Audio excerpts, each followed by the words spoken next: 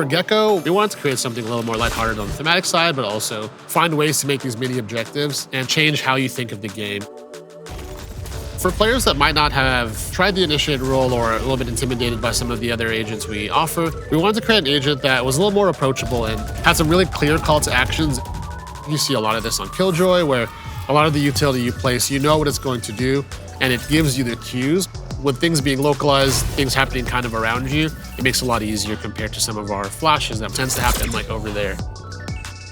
For all of our agents, we start with like a paper kit, a lot of brainstorming, and again, a lot of collaboration with the rest of the team. Kind of get some ideas on paper and start to see it in game. We start with an agent hook and kind of like what does this round to round look like?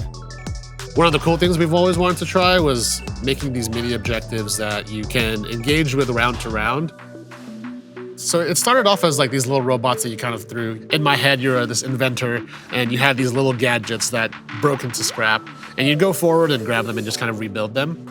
I think what we got instead was these little creatures that almost like beg for you to pick them up and try again. We wanted to create a character that you cared about their abilities in some way. How do we make you as a player like fall in love with this thing you're throwing out that's gonna shoot energy at someone else? The whole reason we got to these little creatures that you see Gekko has as his companions, his friends, was the idea that you needed to go and pick them back up. Every one of your companions should give you this feeling of like, oh, I can move forward. I have the information to take new ground, to clear a corner. With the reclaim model, you get to do something that feels very fun or very fluid. If your team works together, you can grab the orb and do it again. So like this infinite loop of fun.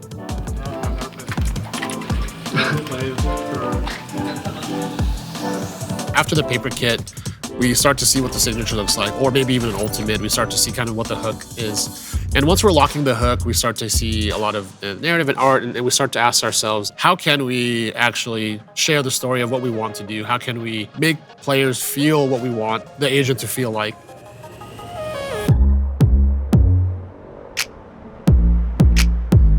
As we were looking to bring Gekko to life, we narrowed in on LA pretty quickly. This is kind of the stopping ground of Gekko. We always try to place our characters in a very specific location because the risk of not doing so is to end up creating a character that is a one-size-fits-all. As we were researching Gekko, we tried to come out here, take a look around, talk to people, and make sure that we knew where they came from, what was in their backyard, what their day-to-day looked like. We work directly with our voice talent, who's actually from Boyle Heights, and helping them be an authentic part of shaping the character. East LA has such a tight-knit community. Everybody's coming from a different walk of life. It's very oriented around the family. And so I hope that players get to experience that when they see Gekko and see the companionship that he shares with all of his creatures. They're not just friends, that's a found family. As we were exploring this idea of like, what does it mean to grow up in a globally connected world as a first-generation person in between two cultures, we wanted to visit that perspective from the current generation. Right now, that is happening more than ever across the planet. Gekko really is at that intersection. When he goes home, he is steeped in the Mexican heritage of his immigrant parents.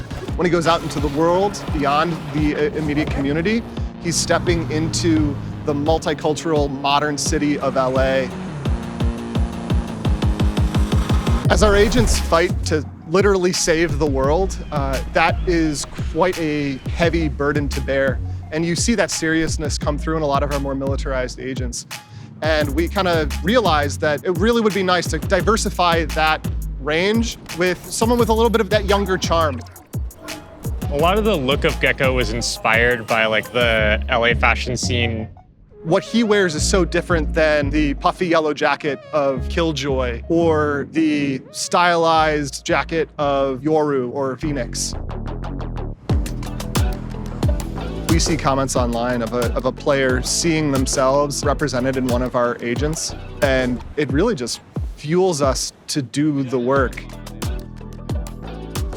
Being able to do that for as many people and as many cultures has been a big thing for us in creating like a united global community. I hope that players kind of have a lot of fun with the kit. I think we've had a lot of fun making it, and actually pretty proud that we were able to get an agent that really pushes some of the boundaries of how you think about the game. He is a modern, young, aspirational, confident guy. He shows up for his team. Every aspect of who Gekko is lines up around our thinking of what VALORANT is, and it's so nice when those two things come together.